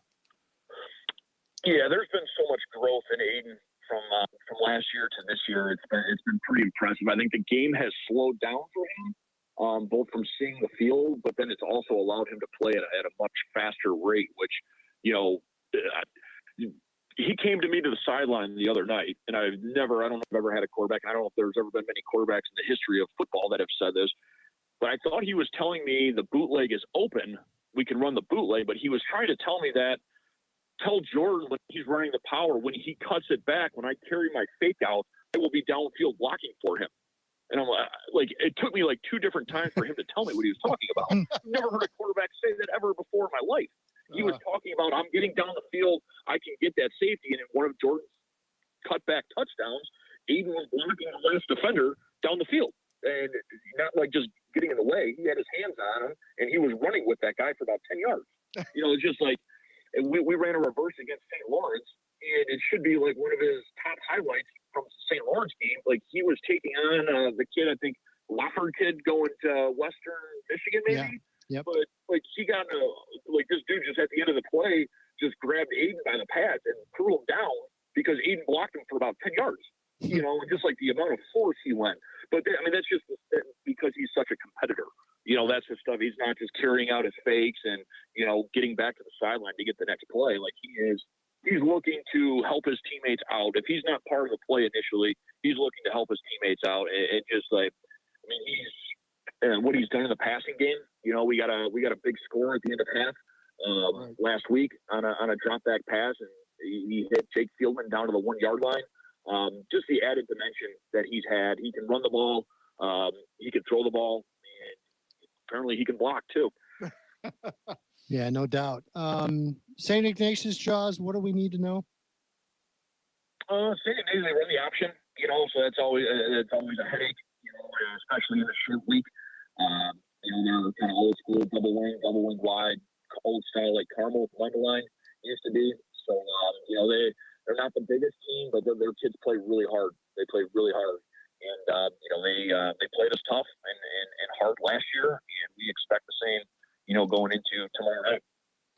All right. Well, that will be the Thursday. It sounds so weird to say that, but kind of cool at the same time. The Thursday WJOL broadcast game of the week, St. Ignatius taking on Joliet Catholic at Joliet Memorial Stadium, ATI Field. Dave Dewey Dwyer parked in the parking lot right now waiting for the game, along with Joe Rodeghero on the call. Looking forward to hearing that. And Jaws, again, is good to see you on Sunday night. Just keep it going, man. You got things heading in the right direction. There's no doubt. I appreciate all the kind words, guys, and thanks again for all you guys do for local area high school football. Greatly appreciate it. All right. Jake Jaworski joining us. And again, you can see the whole toppers tomorrow evening. We should have brought this up to Jaws, but I know that there were some tickets available, but you have to have a ticket to enter the stadium tomorrow. Yep. So remember that there are fan restrictions everywhere. Some just go online. Yep. Some a little more strict than others, depending upon where you're at. Right. But it'll be in my book someday. I don't know. We'll see. All right. I just 5A is really interesting at the top. And again, I've seen JCA live now. I've seen Rochester live now. I've seen Sacred Heart live now. So really out of the top 4, Reed is the only one I haven't seen live, and I'm probably going to get that done in a few weeks. Just really good teams. I'm telling you, I really wish this would have been a playoff year, because I think whoever came out of the South and the North in the semis, it would have been a great state final. Because if you look at it geographically, it probably would have been Joliet or maybe a Rochester Sacred Heart, maybe a JCA Rita semi, unless maybe JCA got sent south. So you might run into that. So it would be tremendous. There is no doubt about it. All right, we're going to step aside and take a break. When we come back, out to the phone lines, this guy opened a brand new stadium last Friday, and boy, oh boy, Joe, does it look nice. It certainly does. We're going to talk to head coach Alan Thorson from the Morris Redskins. You are listening to the Week 3 non-echo edition of Pigskin Preview here on 1340 WJOL, Will County's News Talk Sports. The border is in crisis. President Trump secured the border, but Biden is spending $86 million on hotel rooms for migrants. Now, Grant Stinchfield investigates Biden's executive orders and dangerous policies. Watch Stinchfield on Newsmax TV tonight at 8 p.m. Eastern as he reveals the dangers. Find Newsmax TV on all major cable systems or get it free on Roku, YouTube, Xumo, Pluto, and smart TVs. Plus, download the free Newsmax app on your phone. Help protect our border. Watch Newsmax TV's Stinchfield tonight. It's all about the nose. It's your air filter, the first line of defense against bacteria and viruses. If too many germs get stuck in your nose, guess what? You get sick. That's why it's so important to keep your nose clean, just like washing your hands. Now there's a better way to keep your nose clean and help your body protect itself. It's called Navage Nasal Care. Navage uses powered suction to flush out allergens, mucus, bacteria, and viruses. At Navage.com, CVS, Walgreens, Bed Bath, Target, and Rite Aid. Navage, N-A-V-A-G-E. You could earn $1,000 a day from 1340 WJOL. Now through April 16th. Listen Monday through Friday from 7 a.m. to 7 p.m. for the keywords that could score you $1,000. Must be 18 years or older to play. This is an Alpha Media company-wide contest. One winner will be chosen each day. Message and data rates apply. Money Talks with 1340 WJOL. Find all the details and rules at WJOL.com. Hey, football fans, score big when you order award-winning amazing pizza from Pizza Mia. Find out why customers continuously come back for that one-of-a-kind pizza and amazing chicken. Whether it's their famous thin crust pizza or barbecue ribs, you're sure to be satisfied. Planning a family gathering or event? Pizza Mia has a full catering menu to choose from. Check out one of their locations in New Lenox and Homer Glen. You can see their full menu, and to order online, visit pizzamiaonline.com. That's pizzamiaonline.com. Another election is here, and this time it hits close to home. Tuesday night at 7 p.m., 1340 WJOL presents Decision 2021. You go to the polls and vote, and we report the results. Who won and who lost the biggest races in Will County? Mayoral seats are open. City council, village board, school board. These are the people who can directly make your community better or worse. Listen Tuesday night at 7 p.m. for Decision 2021 on 1340 WJOL. What a year, what a winter. We can all use something to be happy about, and saving money is a good way to start. So why not reach out to my office, the Malloy State Farm office, to see what State Farm Bundle can do for you. Simply call 815-463-5800. Like a good neighbor, the team is there for you, and make sure you tune in on the first and third Monday of each month from 9:30 to 10 on WJOL to listen to our news segment, Helping Life Go Right. For over 30 years, LK Tack Shop has been your first choice for everything horse-related. And even if you don't ride or own a horse, LK Tack Shop can outfit you from head to toe in the latest Western fashions. You need to check out LK Tack Shop's collection of brand name apparel for both men and women, from Ariat, Sidge, Cowgirl Tough, Panhandle Slim, and Rock and Roll Denim, along with boots from Ariat, Dampost, and Laredo, plus cowboy hats from Resistol and Stetson. The march to spring is on. Follow us on Facebook, Instagram, and TikTok for weekly specials. Shop LK Tack Shop and you'll find Western and English apparel and saddles, horse clothing, show accessories, and stable supplies, including Purina horse feed and Victor dog food. Everything you need for horses and horse lovers is at LK Tack Shop. Open Tuesday through Saturday from 11 to 5 at 26359 South LaGrange Road. That's Route 45 in Monee, just 1 mile south of Monee, Manhattan Road. And like us on Facebook, Instagram, and TikTok. LK Tack Shop for horse owners and horse lovers. Pigskin Preview with EDGYTIM on 1340 WJOL. And welcome back to the Week 3 Spring edition of Pigskin Preview here on 1340 WJOL, Will County's News Talk Sports. And Joe, yes, sir. Nothing gets me more excited about high school football than we're talking about brand new and renovated stadiums and facilities. Too. And looks good. And I've spent a lot of my time over the years out at lovely Morris Community High School. Some fond memories of some great games. And the one thing, Joe, I never thought we would see, an artificial surface at Morris High School. We're in the 21st century. And now we got one. And a new scoreboard, I believe. Alan, new scoreboard too? Yeah. We did basically the whole thing's new. The turf, new home bleachers with the new press box, and the scoreboard is unreal. I mean, it's like a college atmosphere. Everything these guys are doing between when we score and commercials on timeouts, and it's like you said it exactly right. I've been at Morris for 16 years. I did not ever think I'd see the day we had a facility like this, but it's amazing, and we love it. Welcome, by the way. Yes. Yeah. Thanks for having me. Oh, it's so good to talk to you and actually have football to talk about. It's it's been interesting to say the least, but and again, we talked about this earlier before, but I'm thinking you measure success this spring is if you're able to get all 6 games in, you've had a successful spring.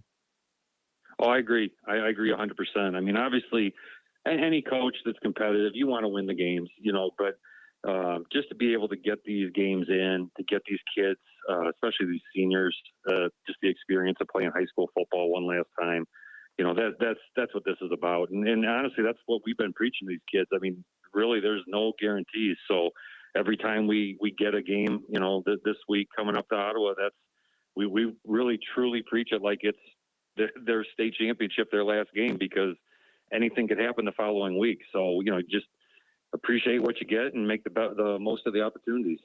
Alan, just talk a little bit about before I really get into the games and stuff like that, the excitement. I know you guys probably practiced, of course, on the field, but how was the excitement for the game as far as the kids were concerned, or you guys being on that field for the first time, actually playing a game? Yeah, I mean, even when Edgy was saying some of the big games, everybody goes back to the JCA game in 05, and, I think I've been there for a lot of pretty big ones, but this one really did have a special feel. I mean, it's the first time you're going to open up a brand new stadium with new turf, and, the kids, we really kind of push that on them. You get to be the first team to play on it. You get to be the first team, hopefully, to win the game on it. And, there was a lot of excitement. There was a lot of excitement in town, a lot of people that wanted to be here that couldn't because of the restrictions on numbers. I mean, we were about 500-600, I think, whatever our percentage was that was there, and probably turned down just as many, if not more, that wanted to go to the game. So, anytime there's football in Morris, it's exciting. But, to be able to open up the new stadium, and we were fortunate we were able to do all of our fall stuff on it.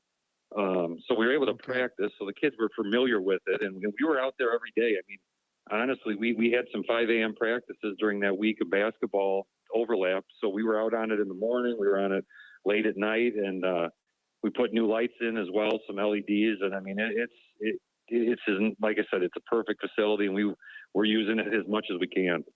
Yeah, it's funny. You look at all the upgrades and how good and how tough Durgo would have been on turf.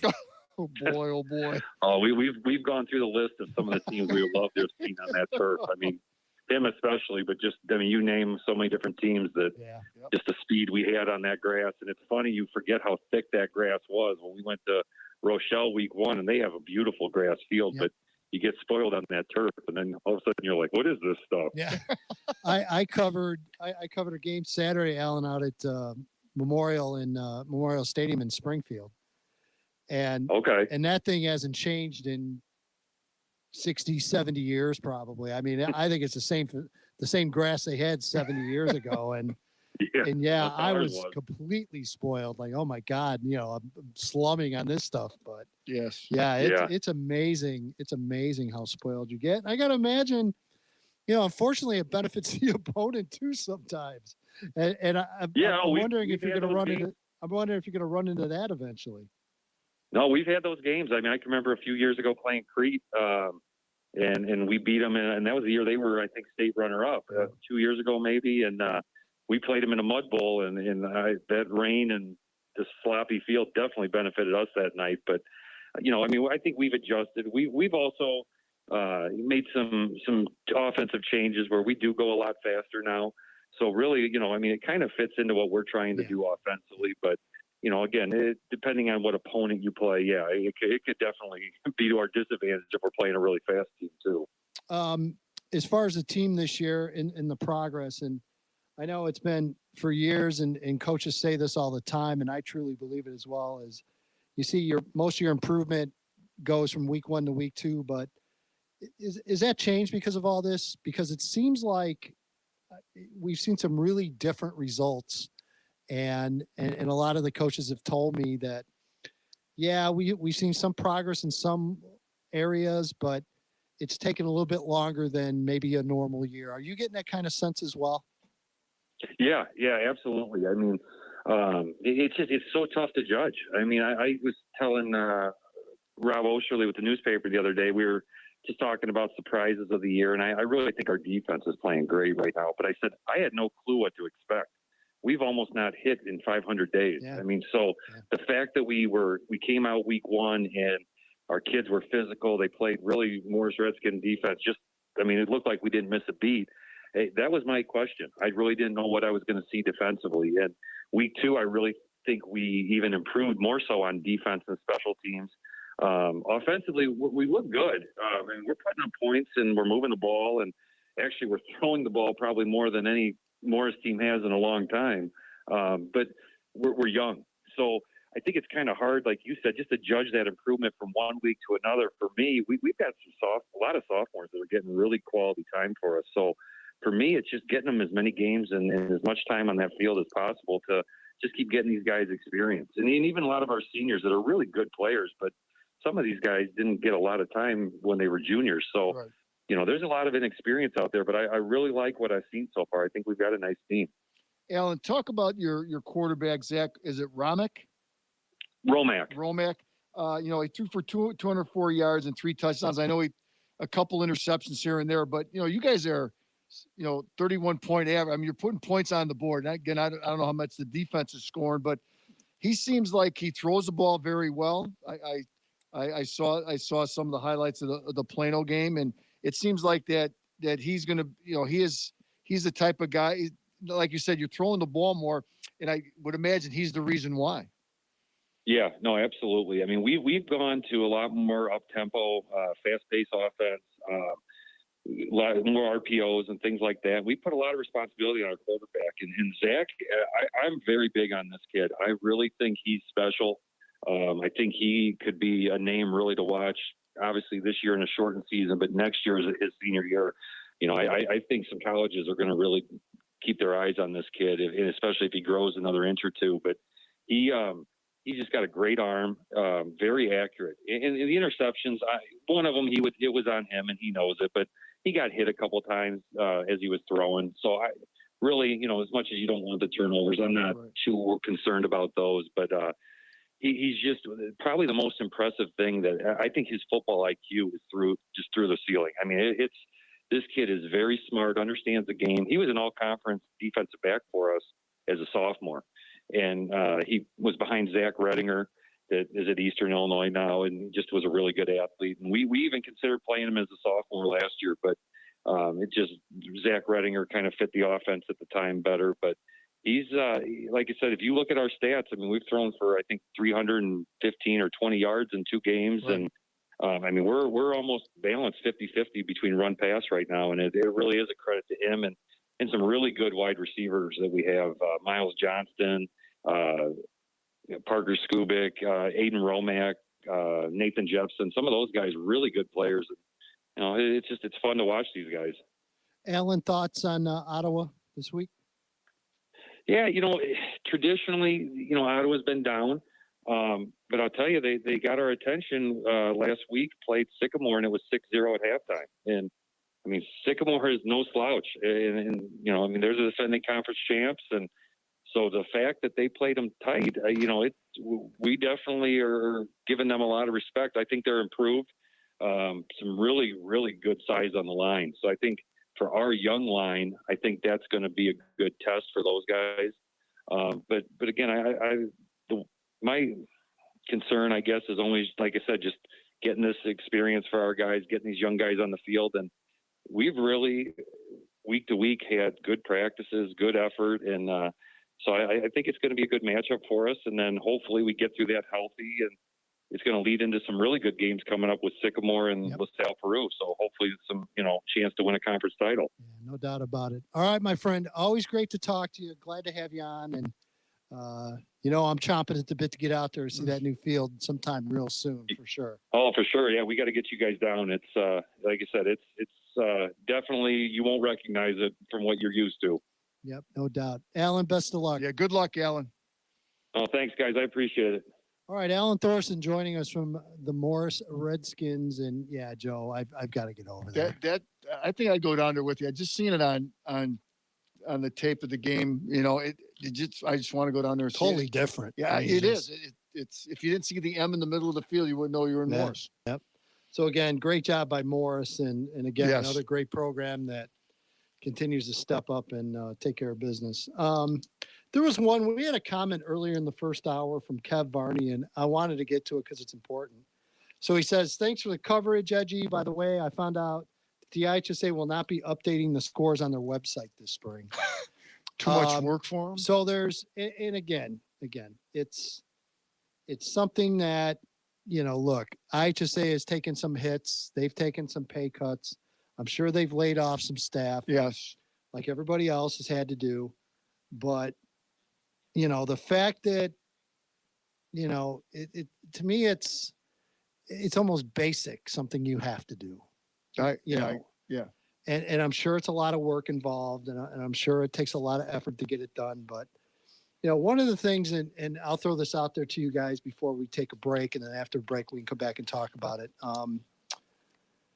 Is this going to be a situation where I think everyone involved, obviously the membership of the IHSA, after all this, when it's all said and done and we finally get back to normal, are people going to look a little harder at them meaning the IHSA, and what their role is and responsibilities these days?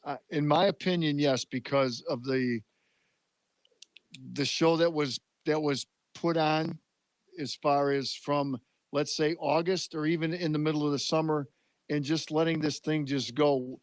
And I think the biggest strike against them is that every state around us had their fall football season.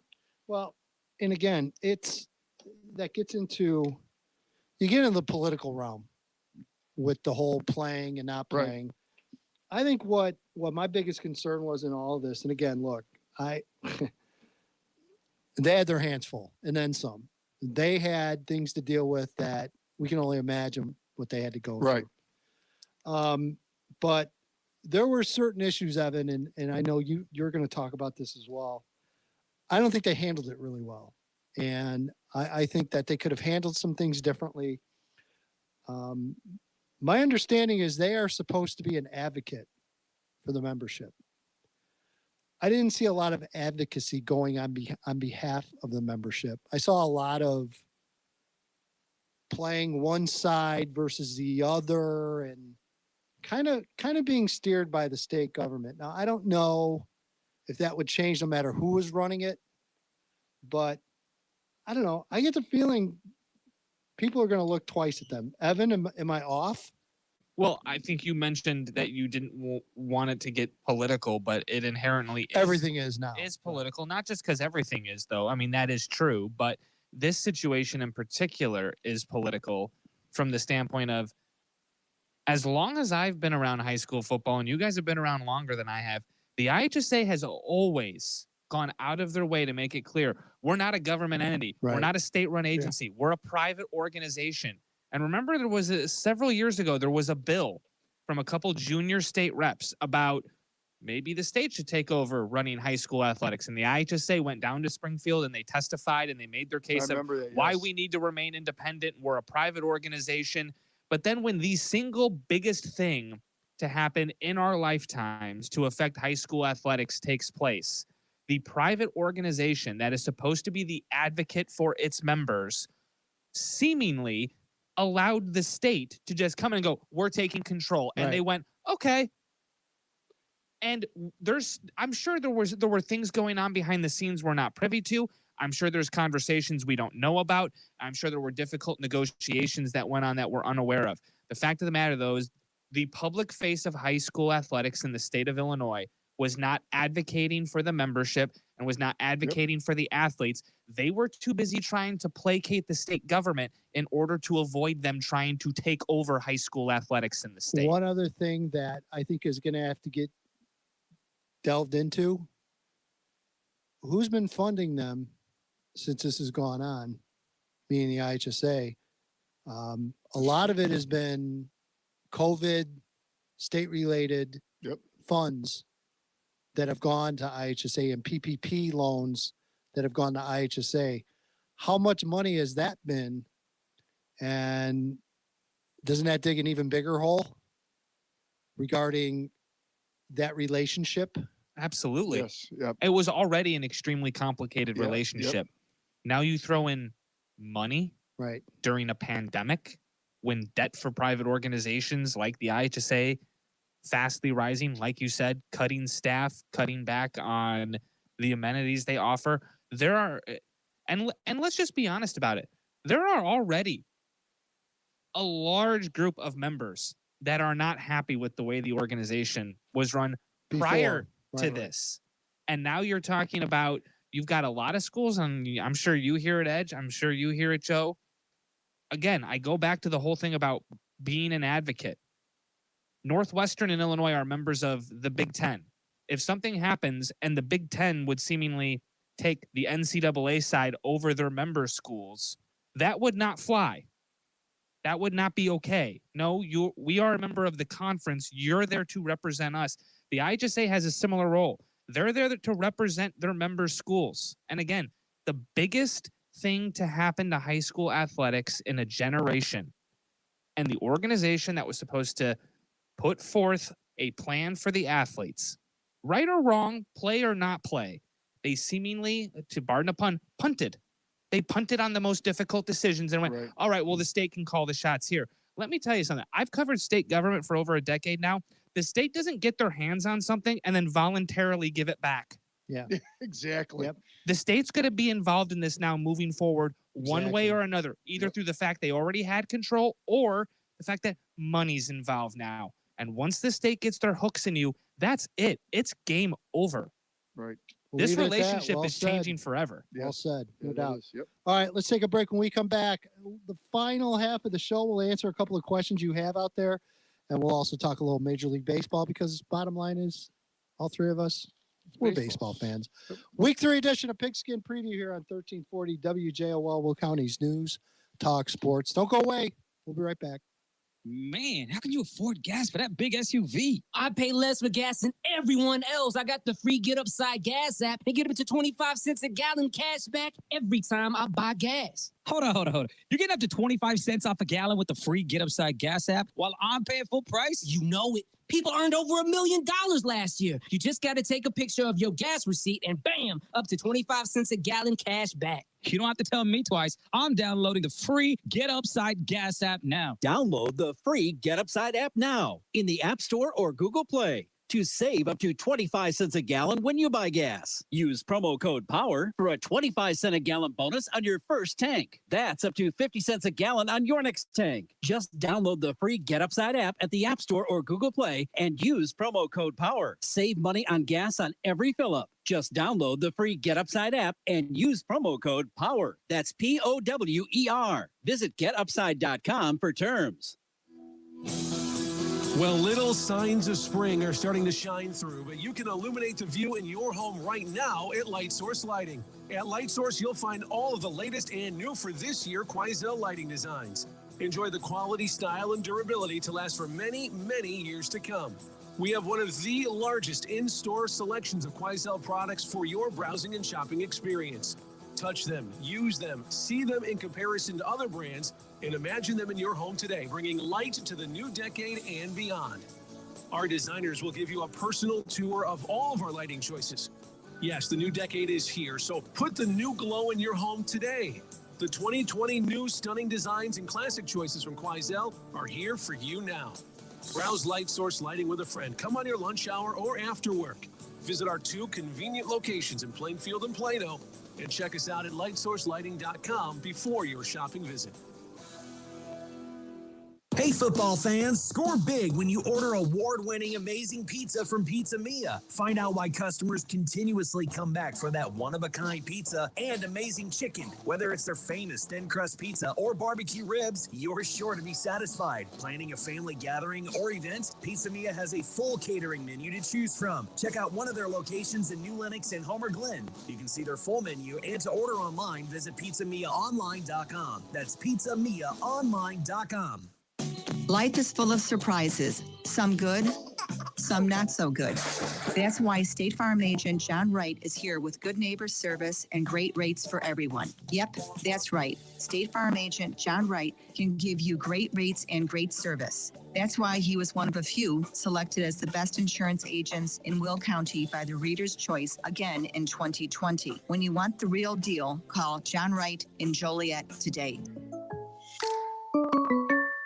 It's a high school football season unlike any other we've experienced. The cold, crisp autumn nights have given way to the unpredictable spring weather here in the Joliet area. But regardless of when high school football is played here in Will County, we know that the passion, the hunger, and the excitement is there. Through COVID, through the lockdown, through remote learning, the wait is over. High school football is back. And Thursday night at 7:30, Joliet Catholic entertains St. Ignatius. Hear the game live on WJOL, WJOL.com, and on your smart speaker. Join Wilk Real Estate every Wednesday at 9 a.m. for Today's Real Estate with Brent Wilk. Realtor Brent Wilk will welcome expert guests each week to discuss topics like mortgage lending, home improvement and maintenance, navigating the legal details of buying and selling, and the latest news from your community leaders and city officials. Tune in every Wednesday at 9 a.m. to hear Today's Real Estate with Brent Wilk on 1340 WJOL. High school football on 1340 WJOL. And welcome back. We are wrapping up the Week 3 Spring Edition of Pigskin Preview here on 1340 WJOL. Want to again thank everyone for listening and watching and for hanging in there. We had some issues technically sorry about on the that, stream people. side. I think, Evan, we got it figured out, my man. Yep. I think we finally got a handle on it, so we should be good the rest of the season. We certainly hope so. And a lot of good feedback generally on the video. People like watching it on Facebook, and we definitely appreciate bringing it to you and you enjoying it. Remember when they started putting radio on TV, like with Don Imus and people thought like it would 15 work. years ago, and people were like, "Why would you watch radio?" And I was the same way. And People now do. every radio show is on TV nowadays. It seems people enjoy it. People like seeing behind the curtain. Yes, I don't know why. exactly. We're the ones sitting behind the curtain, and we're not much to look at. No, that's for sure. So again, we have faces for radio. We're getting some great comments tonight, by the way, and keep those coming. I love getting them on Facebook and YouTube. Joe Lapointe, our Saluki dad, Thoughts on the DuPage Valley so far in DeKalb versus Waubonsie Valley on Saturday? I mean, Waubonsie Valley is definitely down. Joe, I'm a little bummed out because my game last week was going to be DeKalb at Naperville North. Right. That got shelved. But the thing I love about the DVC this year is they're all Saturday games. So, Joe, there's a pretty good chance I'm going to get a chance to go see DeKalb one of these weeks coming up soon. What a great facility they have up there, too. Yeah. Oh, Yeah. man. They So really do. It's really nice. I'm looking forward to getting out and seeing the Barbs. And again, they were my pick to win the conference, and I feel good about it right now. Nate Turner, my guy, former Mount Carmel great, former Nebraska great, watching. Nate. Evan, that got you all excited. I'm very excited. Nate, I have my regular Sox cap on today. Yep. But I'm doing Pizza Mia, one of our sponsors, Nate. But, you do what you got to do. But, Nate, appreciate it. Awesome show. Appreciate that from Nate. My Saturday game will be publicly. I'm going to go watch Morgan Park and Kenwood out of Gately after driving back from Edwardsville on Saturday morning. So busy weekend. So again, my schedule, I'm at Brother Rice tomorrow for Brother Rice Loyola. Saturday, driving down to Edwardsville. East St. Louis against Edwardsville, which is a huge game every year. And then Morgan Park, Kenwood out at Gately on Saturday. Where are East St. Louis and Edwardsville at in terms of that part of the state for numbers? We know we're down up here, and you said it's kind of statewide, but are they East St. down? Louis is still good, and I'll let you know about Edwardsville when I see them. So I doubt it. Edwardsville is such a Joe, you know that. Yes. It's a great sports town. It is. Great facilities, and yeah. I'm looking forward to being down there again. All right, that kind of does it, I think, for the. Christopher Jordan wanted to know Plainfield North versus Minooka. Yeah, Joe, we didn't really break down games because we kind of stink, but that's a big game. That is huge. Plainfield North. I had a talk, and I won't say with who, but someone had recently played Plainfield North and said they're pretty good. Yeah, they're good. So again, big game last week for Minooka. Pulled out a win over Oswego East, and again another tough one this week. So. And again, it's just tough to gauge these games because of the situation that the coaches and the kids are in. Well, and again, a lot of it too is you don't know what team's going to show up from week to week. That's what I mean. You don't know who's playing. You don't know who's, and it's been even more so this year with the COVID stuff. You just don't know. Right. It's also tough with no non-conference games because everyone's playing in conference. So it's kind of like what we've seen with the NCAA tournament. Everyone played in conference. Then you got into the tournament and you found out actually which conferences were good and which conferences weren't based on playing teams outside of your area. All right, gentlemen, you had a homework assignment. Yes. For this evening. Yes. Because in case if you're listening, don't realize we do a little bit more to life than just high school football. We're all major league baseball fans. As you can tell, Joe's a Sox fan. I'm a Sox fan. Evan's a Cub fan. And we don't hold it against him, Joe. That's the kind of people we are. Yeah, we like Evan. So, all right. So I asked you to pick your division winners, your wild card, and walk us through your playoffs. So, Joe. Yes, sir. Start with you. All right. Go ahead. Oh, what do you want to do? National League Division? first? Sure. Whatever you want to start with. We'll go National League first. National League East, I got the Atlanta Braves winning the East. Okay. In the NL Central, boy, this was a coin flip between the Cardinals and the Cubs. I picked the Cardinals. Okay. In the West, I'm picking the Dodgers. Now, the wild card teams, I got San Diego and the New York Mets. Okay. American League? In the American League, I got the Rays winning the East. I got the Sox winning the Central. And again, it was another coin flip. I was going to pick the Twins. I said, I got to go with my guys. And I'm going to pick the Angels in the West. Joe Madden's finally going to get a division there. Anyway, continue. The two wild cards, the Yankees and the Twins, or the Sox. I'll say Yankees or the Twins. Okay. Who wins in Dodgers, National League? Dodgers against the Rays in another World Series again, and the Dodgers winning again. Fair enough. Evan? In the National League in the East, I went with the Braves. Okay. The Central, I went with the Cardinals. Okay. The West, I went with the Dodgers. Okay. For the wild cards, I went with San Diego and the Cubs. Okay. For the American League with the East, I went with the Blue Jays. I went with the Twins in the Central. I went with the Astros out West. And then for the wild card, I went with the Yankees and the White Sox. Okay. And who wins your pennants? And I have the White Sox and the Dodgers meeting in the World Series. So do I. So do I, brother. I went with White Sox Dodgers. I did not go beyond that. I just went to the pennants. So my NL. And by the way, you can find mine on the baseball board. What? Baseball board? Yes, I actually do have a baseball board. I often look at it, but nobody ever comments. I try to delete it, and I can't in the admin, so it's just going to stay there forever. All right, National League, I went with St. Louis. I picked the Cubs third.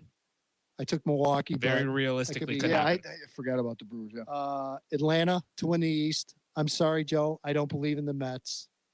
The Mets are like the Jets, except they're pronounced Mets. The Dodgers, yeah, you almost have to.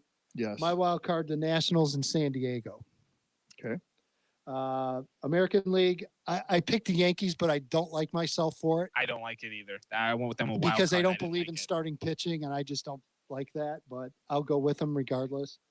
Houston to win the West. Yeah, I hate Houston, but I think they're the better team. White Sox to win the Central. Wild card, Twins and the A's as a wild card, so no big shocker there. Again, I went with the White Sox to win the American League. I went with the Dodgers to win the National League, and I did pick the Dodgers to win the World Series. I think this motivates Jerry to make a move or two in this coming off season, and I think the Sox would get it done the following year. That's my thoughts. Oh, great. We're getting talk everywhere on the messages now. Oh, yeah. Yeah. Thoughts on Eloy injury? I'm pissed. So am I. Take him out of the field now. Thank you. Tell him to put his glove away. Just bring his bat to the game. So there you go, Christopher. That's our thoughts. Not happy about it. No, not at all. George, real quick. That batter lineup on the Chi Sox is punishing.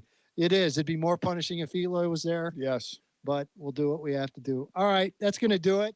We're wrapping up another show. Thanks for watching. Thanks for listening. Thanks to the coaches that took part. And, yes.